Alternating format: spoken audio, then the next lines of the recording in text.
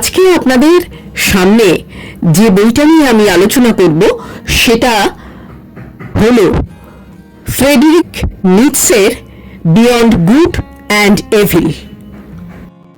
মূল বইটা নিয়ে আলোচনা করার আগে ফ্রেডরিক নিৎসে সম্পর্কে দু একটা কথা না বলে নিলেই নয়। ফ্রেডরিক নিৎসে ছিলেন একজন জার্মান দার্শনিক, কবি ও ভাষাতত্ত্ববিদ। নিৎসে তার পেশা জীবন শুরু করেন একজন ভাষাতাত্ত্বিক হিসেবে। তার জন্ম 15 অক্টোবর 1844 সালে। 1869 সালে 24 বছর বয়সে তিনি ব্যাসেল বিশ্ববিদ্যালয়ে ভাষাতাত্ত্বিক হিসেবে যোগ দেন, কিন্তু 1879 সালে স্বাস্থ্যগত কারণে পদত্যাগ করেন, যা তাকে জীবনের অধিকাংশ সময় অবধি পীড়িত রেখেছিল। 1889 সালে 45 বছর বয়সে তিনি মানসিক বিকারগ্রস্ত হয়ে পড়েন এবং তিনি 1900 সালে মারা যান। এই বইটা তার বিখ্যাত অন্যান্য বইগুলোর মধ্যে অন্যতম। সত্যকে ফেস করতে ভয় পেতেন না তিনি। এই বইটা তিনি পাবলিশ করেন 1886 সালে। রিলিজিয়ন, মরালিটি এবং হিউম্যান সাইকোলজি নিয়ে এমন প্রশ্ন তিনি তুলেছিলেন এই বইটাতে, যা আগে কেউ কখনো তোলেনি। এবার সরাসরি চলে আসা যাক মূল বইটার আলোচনায়। নিৎসে গুড অ্যান্ড এভিল বলে তেমন কিছু হতো বলে ভাবতেন না।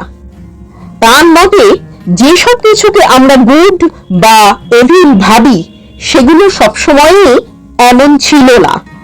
সমাজ, ধর্ম এবং ইতিহাস আমাদের শেখায় কোনটা ঠিক বা কোনটা ভুল। তিনি প্রশ্ন করেন, এই মূল্যবোধ কোথা থেকে এলো? এগুলো কি ইউনিভার্সাল, নাকি একসময় কোনো একটা সংস্কৃতি থেকে এটা এসেছে?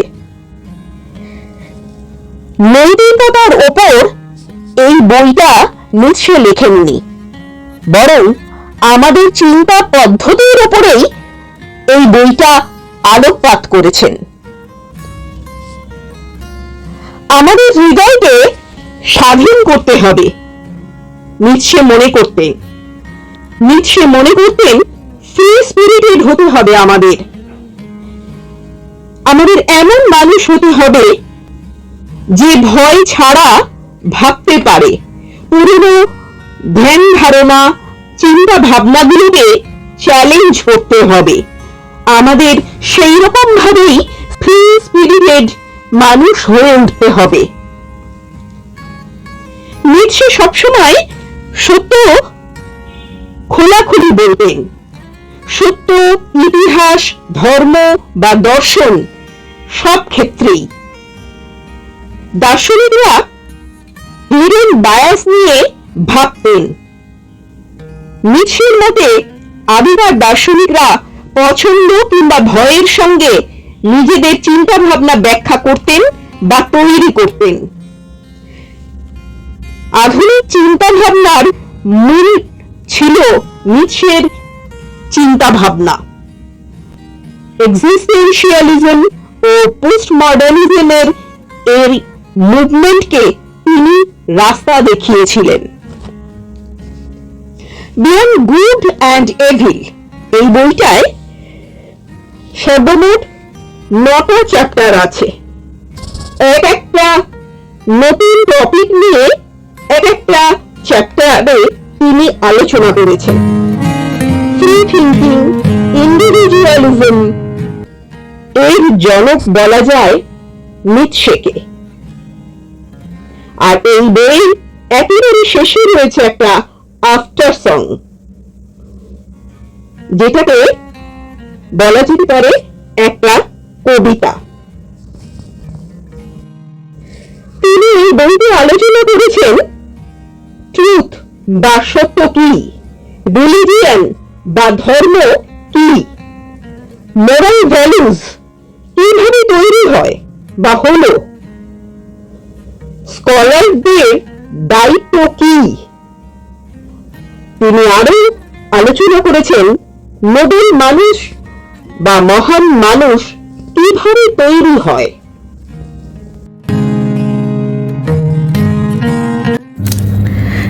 এবার সরাসরি চলে আসা যাক প্রস্তাবনায়।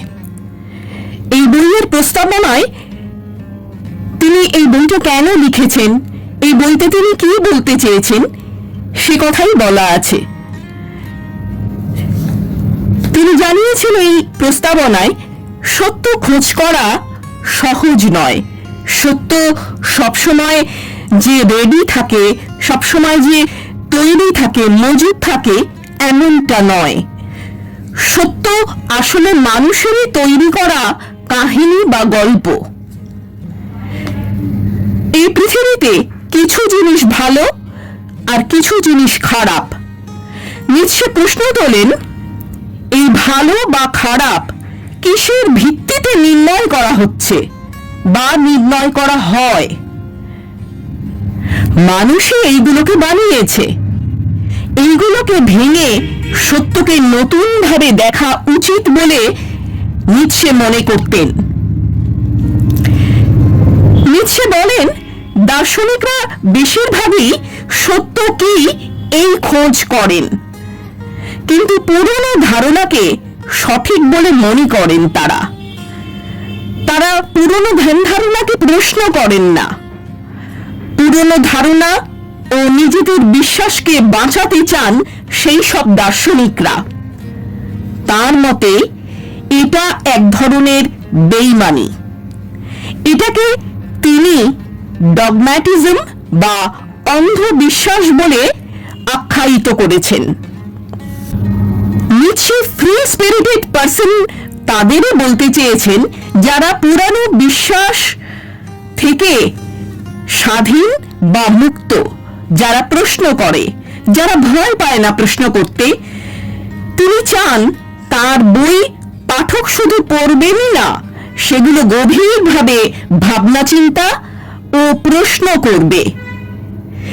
তিনি মনে করতেন সেই সময় দর্শন দুর্বল হয়ে পড়েছিল। দর্শনকে মজবুত করতে হবে।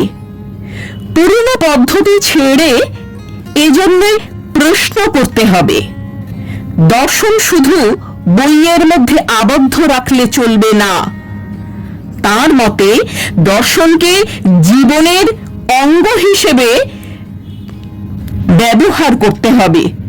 দর্শনকে জীবন বদলের একটা মাধ্যম হিসেবে ব্যবহার করতে হবে।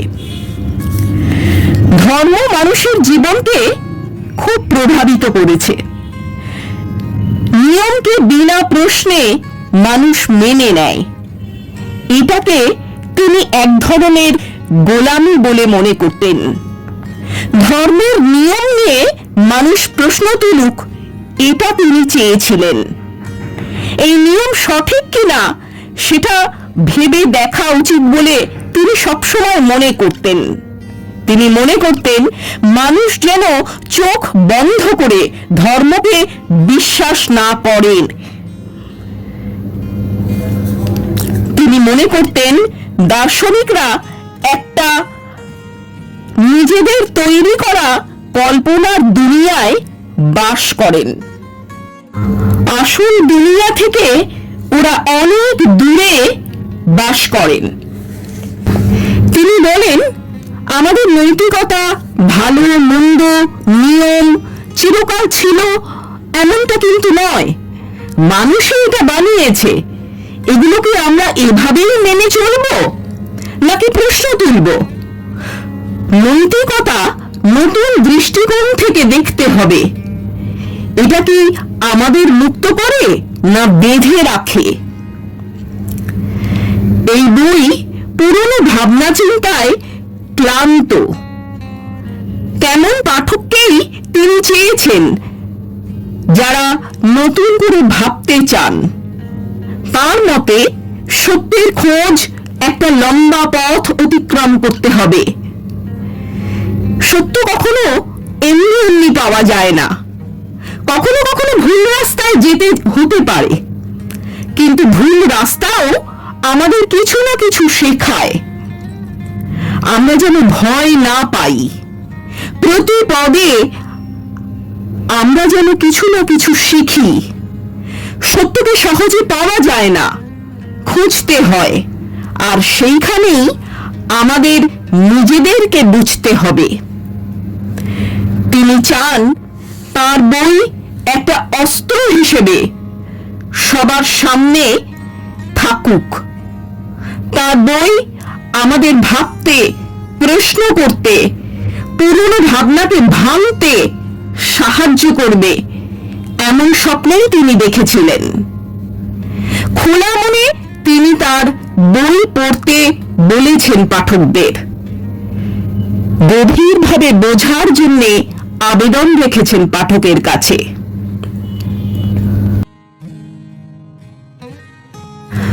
প্রথম অধ্যায়ে তিনি বলেছেন, অন দ্য প্রেজুডিসেস অফ ফিলোসফার্স। এখানে দার্শনিকদের তিনি সমালোচনা করেছেন। দার্শনিকরা কি সত্যি সত্যের খোঁজ করে? তারা পুরনো ধারণাকে বরং মজবুত করে। তারা প্রশ্ন করতে ভয় পায়। নিশ্চে সত্যকে খোঁজার জন্য প্রতি পদে প্রশ্ন করা জরুরি বলে মনে করতেন। সত্য মানুষের ভাবনার উপর নির্ভর করে। তিনি বলেছেন, আগে মানুষ পৃথিবীকে ফ্ল্যাট ভাবত, তখন সেটাই সত্যি ছিল।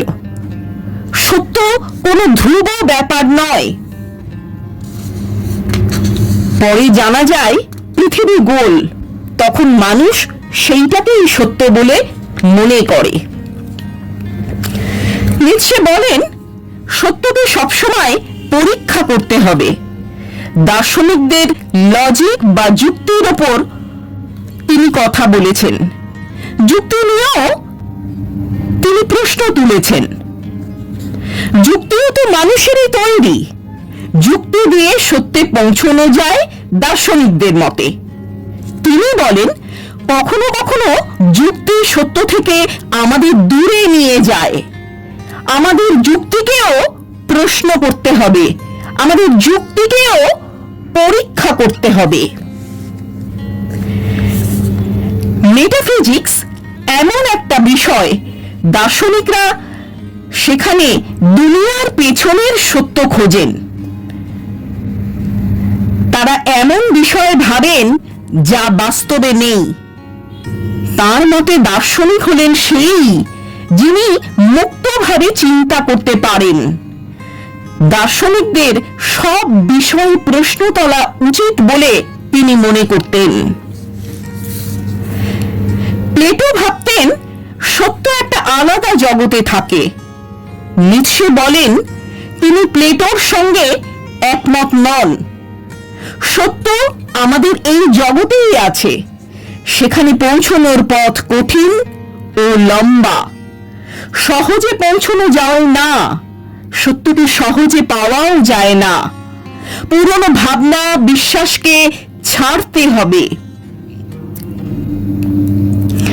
দ্বিতীয় চ্যাপ্টারে তিনি বলেছেন, দ্য ফ্রি স্পিরিট। বেশিরভাগ লোক সমাজ, পৃথিবী, ধর্ম দ্বারা প্রভাবিত হয়, কিন্তু যে মুক্ত চিন্তার মানুষ হবে সে এই সবকিছুকে প্রশ্ন করে যাচিয়ে দেখবে। প্রথমে পুরনো ভাবনা, বিশ্বাসের গোড়া অবধি যেতে হবে, সেটাকে ভালো করে মানতে হবে। তারপর প্রশ্ন করে করে দেখতে হবে সত্যিই ওটা সত্যি কি না। যদি তা না হয় তবে সেটিকে ফেলে দিতে হবে, বর্জন করতে হবে। নতুন যুক্তি দিয়ে সত্যকে আবার খুঁজতে হবে।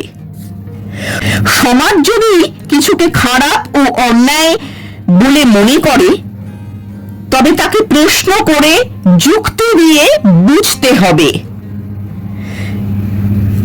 জ্ঞান বইয়ের পাতায় পাওয়া যায় না। নিজেদের মুক্ত চিন্তা দিয়ে বিভিন্ন বিষয়কে প্রশ্ন করে বুঝতে হবে, প্রয়োজনে তাকে বদলাতে হবে। ফ্রি স্পিরিট হতে পুরনো চিন্তার জড় ছিঁড়ে ফেলে নতুন করে যুক্তি দিয়ে সত্যকে খোঁজার চেষ্টা করতে হবে। সমাজের প্রচলিত ধ্যান ধারণাকে নস্যাৎ করে মুক্ত চিন্তার সাহায্যে সত্যকে প্রতিষ্ঠা করতে হবে। মুক্ত চিন্তা বহমান নদীর মতো। সমাজ যদি বিবাহ করা উচিত বলে মনে করে ফ্রি স্পিরিটেড মানুষ, তাহলে তাকে প্রশ্ন করবে কেন বিবাহ করা উচিত। তিনি এমনটাই মনে করতেন। যে নিজস্ব পদ্ধতিতে জীবনযাপন করে, সবসময় বদলায়, ফ্রি স্পিরিট বা সেই ধরনের মানুষ কলা বা আর্টসকে এক ধরনের দর্শন বলে মনে করে। ফ্রি স্পিরিটেড পারসন ফিউচারে আরো বাড়বে তিনি আশা করেন। আমরা কি সত্যি সত্যি আসলেই স্বাধীন? তিনি এই প্রশ্ন তুলেছেন।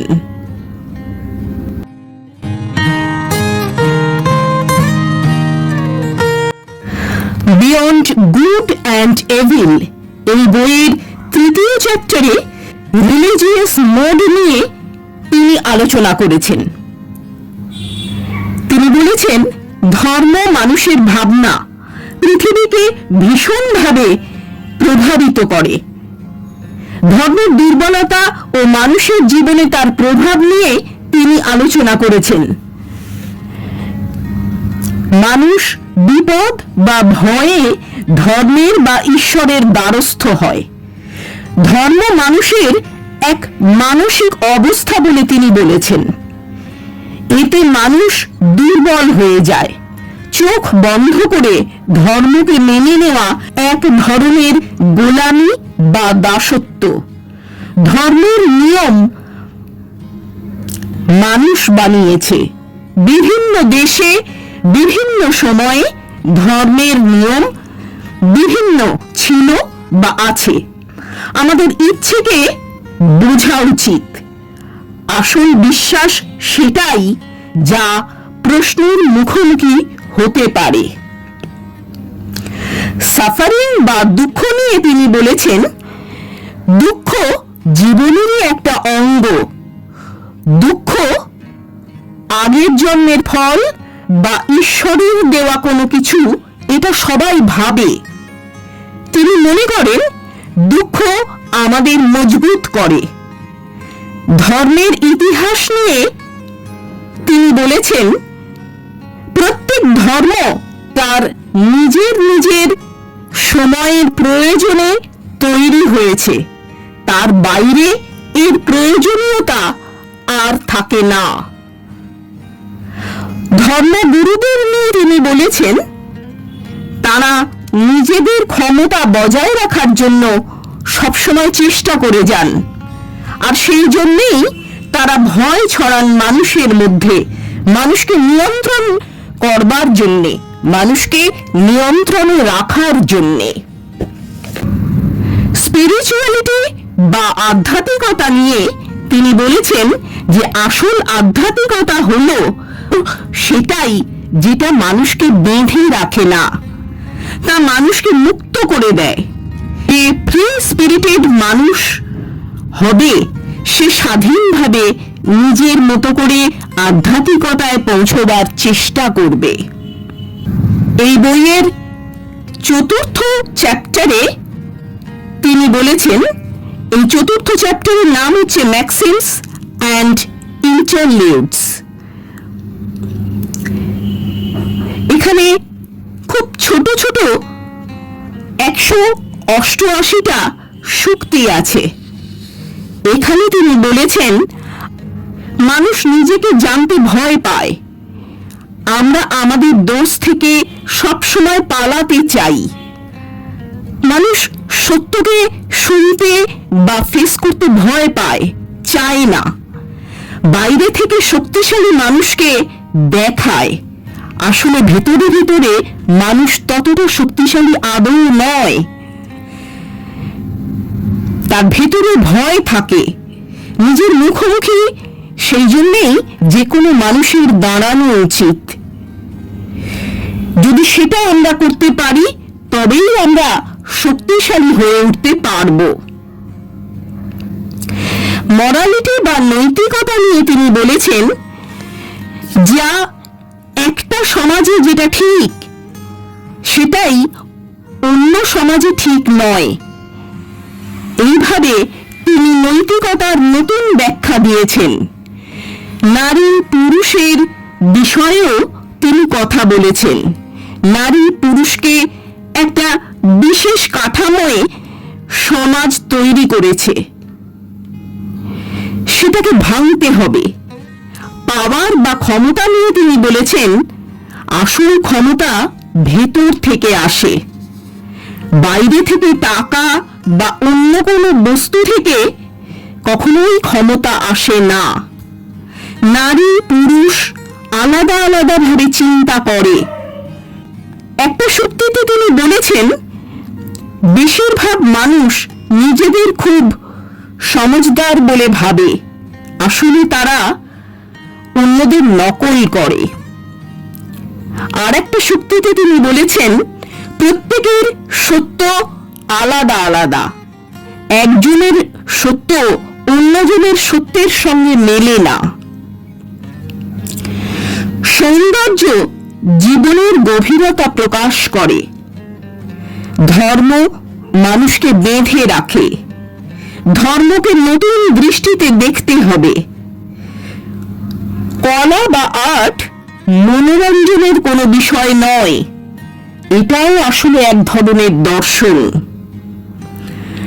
তার মতে মানুষ ধর্মকে মানে কারণ সে একাকিত্বকে ভয় পায়। একাকিত্বের হাত থেকে বাঁচবার জন্যই মানুষ ধর্মের দ্বারস্থ হয়। বিয়ন্ড গুড অ্যান্ড এভিল এই বইয়ের ৫ম চ্যাপ্টারে ন্যাচারাল হিস্ট্রি অফ মোরালস, এখানে তিনি আলোচনা করেছেন নৈতিকতার জন্ম মানুষের প্রয়োজনই হয়েছে। নৈতিকতা কোনো ধ্রুব কোনো কিছু নয়। এক এক সমাজে এক এক রকম নৈতিকতা। শক্তিশালী মানুষ নৈতিকতা নিজেদের স্বার্থে তৈরি করে। গিল্ট মানুষকে দুর্বল করে দেয়। আগে যুদ্ধ করা ঠিক ছিল, এখন আমরা শান্তির সপক্ষে সওয়াল করি। সমাজ কিছু গুণকে উঁচু বলে দাগিয়ে দেয়, যেমন দয়া, কিন্তু সবসময় দয়া করা কি ঠিক? ঠিক নয়। আমরা কি এমন নৈতিকতা বানাতে পারি যা আমাদের মুক্তি দেয়, স্বাধীন করে? স্কলারদের টিপ্পনী কেটে তিনি বলেছেন তার 6th চ্যাপ্টারে, বিজ্ঞান যে হবে সে হবে সবসময় নিরপেক্ষ। প্রত্যেকের নিজেদের ভাবনা চিন্তা করার পদ্ধতি তার নৈতিক বোধকে প্রভাবিত করে। আসল বিজ্ঞান তো সেই যে মুক্তভাবে চিন্তা করতে পারে। বিজ্ঞান আমাদের আংশিক সত্য জানায়, পুরো সত্য কখনোই জানায় না। পুরো সত্য বিজ্ঞান দেখতেও পায় না। বিজ্ঞান দেখতে শুধু বইয়ে সীমাবদ্ধ থাকে। সেই ব্যক্তি দার্শনিক যে আমাদের জীবনকে বদলাতে সাহায্য করে। বিজ্ঞান জীবনের লক্ষ্য বা উদ্দেশ্য বলতে পারে না। দর্শন মানুষকে জীবনের সঙ্গে জুড়ে তাকে আরো ভালো করতে সাহায্য করে। আসল বিজ্ঞান তো সেই যে সব সময় শেখবার জন্য প্রস্তুত। তাদের অহংকারই তাদের সীমাবদ্ধ করে রাখে। কলা বা আর্ট আমাদের সেটা দেখাতে পারে যা বলতে নেই। যিনি বিদ্বান তিনি হবেন ফ্রি স্পিরিটেড পারসন। একটা কবিতা বা একটা চিত্র জীবনের গভীরে যেতে আমাদের সাহায্য করে। এইখানেই কলা বা আর্টের একটা বিশেষ ক্ষমতা আছে।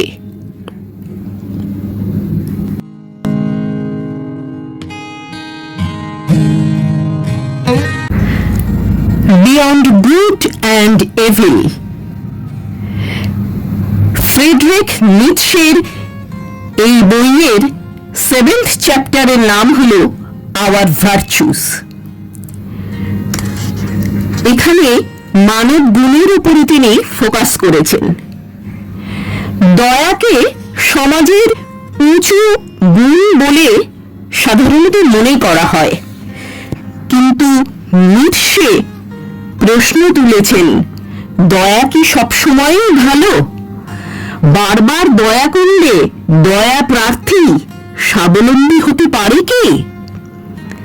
এতে তো আসলে তার ক্ষতিই হয়।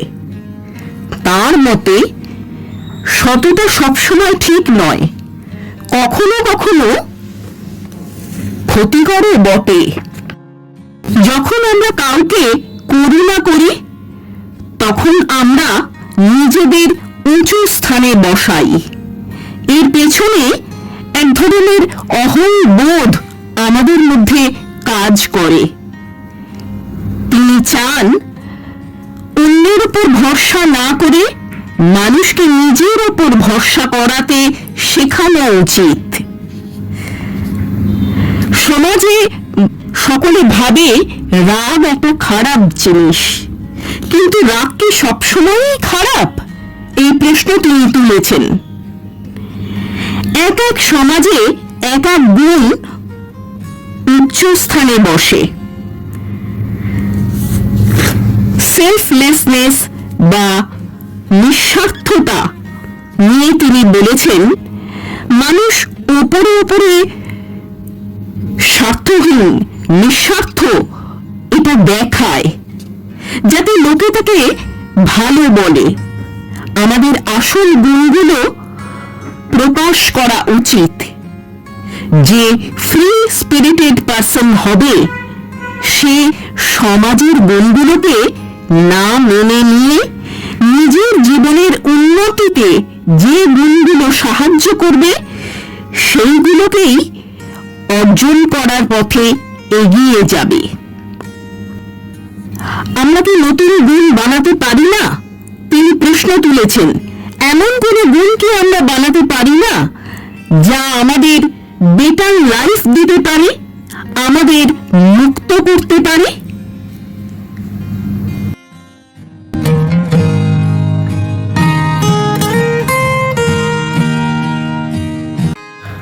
বিয়ন্ড গুড অ্যান্ড এভিল এই বইয়ের 8th chapter people and father's land.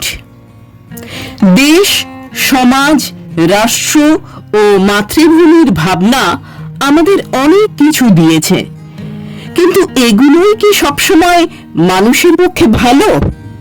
এই প্রশ্ন তুলেছেন নিৎশে। দেশভক্তি, রাষ্ট্রভাবনা আমাদের এক দেশের থেকে অন্য দেশের বিরুদ্ধে বিদ্বেষ তৈরি করে। তিনি মনে করতেন এক দেশের অন্য দেশের থেকে শেখা উচিত।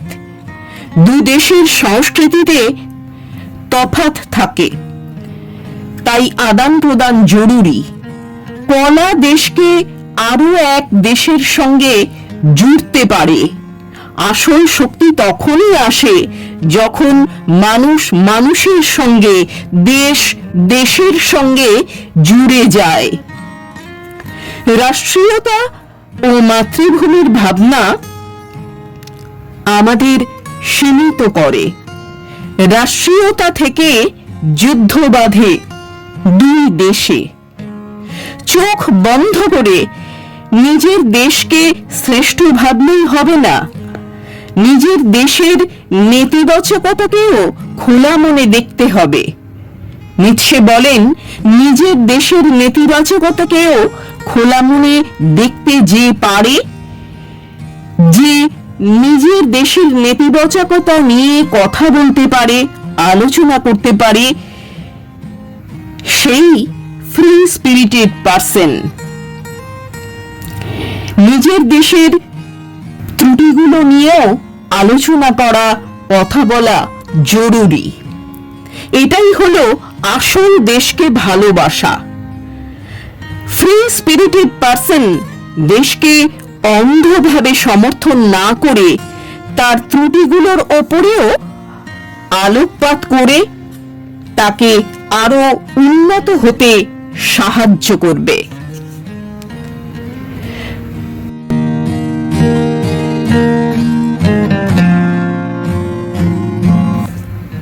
বিয়ন্ড গুড অ্যান্ড এভিল এই বইয়ের 9th chapter, what is Nobel, nobility বা উচ্চতা, এই সম্পর্কে নিৎসে বলেছেন, উচ্চতা মানে ধনী বা ক্ষমতাবান নয়। এতে উনি ক্ষমতা বা শক্তির কথা বলেছেন। উনি বলেছেন, ফ্রি স্পিরিটেড পারসন স্বাধীনতার সঙ্গে ভাবতে পারে, কিন্তু উচ্চ ব্যক্তি নিজেই নতুন ব্যবস্থা, ভবিষ্যতের পথ নির্মাণ করে। উচ্চ ব্যক্তি নিজের নৈতিকতা নিজেই তৈরি করে নেয়। যে কঠিন সময় হার না মেনে ওপরে উঠতে ক্ষমতা রাখে, সে নতুন দৃষ্টিভঙ্গি থেকে সবকিছুকে দেখতেও পারে। সমাজের নিয়মে বাঁধা পড়ে না সে কখনো, সমাজের নিয়মকে ভয় পায় না। দুঃখ তার শক্তিকে আরো বাড়িয়ে দেয়। সমাজ তাকে ভয় পায়, কখনো কখনো তাকে পাগলও বলে, তাতে অবশ্য তার কিছু যায় এসে যায় না। লোনলিনেস বা একাকিত্ব নিয়ে নিৎসে বলেছেন, উঁচু মানুষের একাকিত্বই একটা সিম্বল যে সে অন্যদের চাইতে বড় এবং আলাদা, আর এটাই তাকে একা থাকতে বাধ্য করে। যে কঠিন সময় হার না মেনে এগোয়, তখনই সেই মানুষই বড় বা উচ্চ হয়। তার ভাবনাই তাকে একলা করে, একাকিত্বই তাকে মহান হতে সাহায্য করে। মানুষ, সাধারণ মানুষ সমাজের নিয়মে ফেঁসে যায়, কিন্তু উচ্চ যে মানুষ হয়, মহান যে মানুষ হয়, সেই মানুষ কখনো সমাজের নিয়মে ফেঁসে যায় না। যে কোনো মানুষের মধ্যেই এই উচ্চতায় পৌঁছানোর ক্ষমতা থাকে বলে নিৎসে মনে করেন। কিন্তু সবাই যে এই উচ্চতায় পৌঁছতে পারে না, তার একটাই কারণ, তারা সমাজের নিয়মে ফেঁসে যায়। যদি কেউ নতুন চিন্তা নিয়ে আসে, সমাজ তাকে ভয় পায়, একা করে ছেড়ে দেওয়াই উচিত বলে মনে করে। কিন্তু নিৎসের ফ্রি স্পিরিটেড পারসন এসব কিছুকে ভয় পায় না। একাকিত্বই তার মহানতার চিহ্ন। যে কোনো মহান ব্যক্তি নিৎসের মতে একা হন। তার মতে এই ধরনের মানুষই মানব সমাজ ও সভ্যতার ভবিষ্যৎ নির্মাণ করে। এই ধরনের মানুষকে সমাজ পাগল বলে, কিন্তু শেষ পর্যন্ত এই ধরনের মানুষের হাত ধরেই গোটা সমাজের উত্তরণ ঘটে। তিনি চেয়েছেন সকলের মধ্যেই কম বেশি এই সত্তা আছে। আমাদের উচিত আমাদের নিজেদের ভেতর থেকে এই সত্তাকে বের করে এনে ব্যক্তির উত্থানের জন্য পথ প্রশস্ত করা।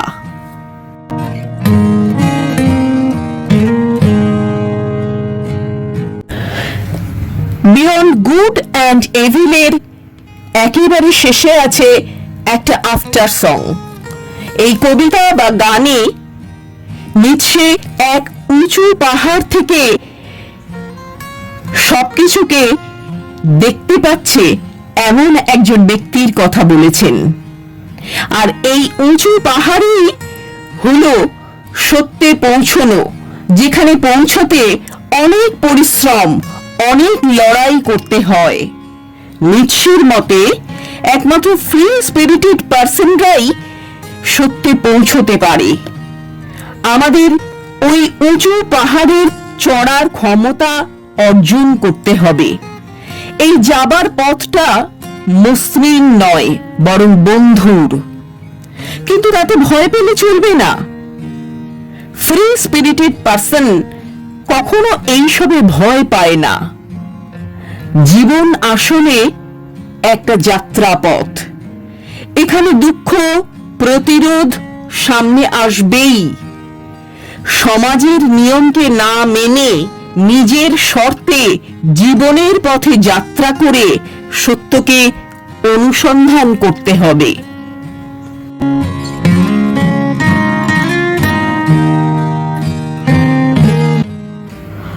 আমরা ভাবি একজন দার্শনিক হবেন খুব শান্ত, নিরপেক্ষ, বুদ্ধিমান একজন মানুষ, যে জগৎ সংসার থেকে দূরে বসে সত্যের খোঁজ করবেন। কিন্তু নিৎসে বলছেন ওগুলো সত্য খোঁজার নাটক। আমরা Plato, Aristotle, Kant, Hobbes, Hegel, Hume এদেরকে মহান দার্শনিক বলে ভাবি। কিন্তু নিৎসের মতে যে যত জোরে সত্যের দোহাই দেয় সে আসলে নিজেদের ধারণাকেই পূর্বধারণার সাহায্যে প্রতিষ্ঠা করবার চেষ্টা করেন। তাহলে সবাই কি পূর্বধারণার দাসত্ব করেছেন? সামাজিক, ব্যক্তিগত ও ঐতিহ্যগত দাসত্বের বাইরে কেউ কি যেতে পারেন না? নিৎসের ফ্রি স্পিরিট নিজের পথ নিজেই তৈরি করে নেয়। চুপচাপ, গভীরে, নির্জনে গিয়ে একান্তে সত্যের খোঁজ করে, নিরন্তর প্রশ্ন করার মধ্যে দিয়ে। সে তার নিজের নৈতিকতা নিজেই তৈরি করে নেয় এবং সেই মতো সে চলতে থাকে। মুক্ত চেতনা সমাজের প্রত্যেকটা ব্যাপারে প্রশ্ন তোলে। ধর্ম কিভাবে এলো, কেন এলো তার খোঁজ করে যে কোনো মুক্ত চেতনা। নিৎসে বলছেন হাজার হাজার বছর ধরে নৈতিকতা ও ঈশ্বরকে অবলম্বন করে ধর্ম মানুষের স্বাধীন ইচ্ছে ও মানবতাকে পেছন থেকে টেনে ধরে রেখেছে। যেসব গুণগুলো ধর্ম ভালো বলে আখ্যায়িত করেছে, নিৎসে সেগুলোকেই মানুষের স্বাধীন বিকাশের পক্ষে অন্তরায় ও ক্ষতিকারক বলে মনে করেছেন। আর যেগুলো স্বাধীন বিকাশে মানুষকে সাহায্য করতে পারে, ধর্ম সেগুলোকেই অন্যায় ও ক্ষতিকারক বলে আখ্যায়িত করেছে। আসলে ধর্ম মানুষকে তার মতে স্বাধীনতা দিতে চায় না, বেঁধে রাখতে চায় নিজের স্বার্থে। এভাবেই নিৎসে মনে করেন ধর্মগুরুরা সব মানুষকে নিজেদের নিয়ন্ত্রণে রেখে নিজেদের স্বার্থ চরিতার্থ করতে চায়।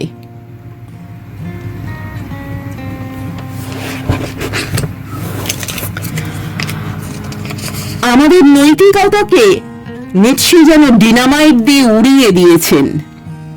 দয়া, করুণা, বিনয় মানুষকে দুর্বল করে।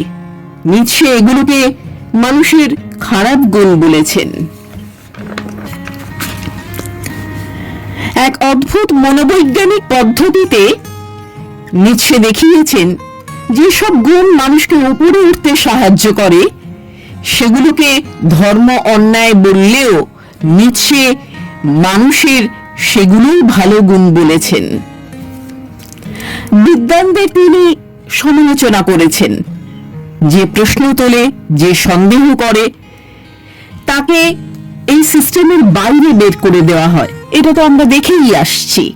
কিন্তু নিৎসের ফ্রি স্পিরিটেড পার্সন ঠিক ওইভাবেই প্রশ্ন তোলে, ওইভাবেই সন্দেহ করে।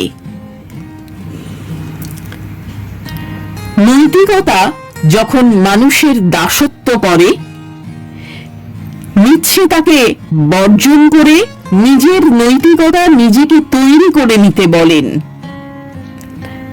সত্য, ন্যায়, ধর্ম আমাদের ধোঁকা দেয়, নিচ্ছে তেমন কথাই আমাদের জানাচ্ছেন। করুণা বা দয়া আসলে মানুষ নিজেকে মহান দেখাবার জন্যই করে, এ কথাও নিচ্ছে বললেন। আবার নিচ্ছে বলছেন আমাদের নিজেদের ভালো করে জানবার জন্য নিজেদেরকেই প্রশ্ন ও সন্দেহ করে নিজেদেরকে যাচাই করে নিতে হবে বারবার করে। নিৎসে তার সময়ের বিভিন্ন দেশকে দেখেছেন। জার্মান, ফ্রান্স, ইতালি, ইংল্যান্ডকে দেখেছেন। দেখেছেন যে কিভাবে এক একটা দেশ জাতীয়তাবোধ বা রাষ্ট্র চেতনার নামে মানবতার বিপক্ষে কাজ করে। সত্যিকারের প্রেম চোখ বন্ধ করে ভালোবাসা নয়। একটা সংস্কৃতিতে না থেকে বিভিন্ন সংস্কৃতি থেকে বিভিন্ন ভালো ভালো গুণগুলো নিয়ে এক বিশ্ব চেতনা গড়ার কথা বলেন নিৎসে, যেটা ভাবলে সত্যিই খুব আশ্চর্য লাগে আজকের এই গ্লোবালাইজেশনের যুগে। নিৎসে আমাদের নতুন দৃষ্টিতে জগৎকে দেখতে শিখিয়েছেন। ইনফ্যাক্ট আধুনিক চিন্তাভাবনার জন্মই হয়েছে নিৎসের চিন্তাভাবনা পদ্ধতির হাত ধরে।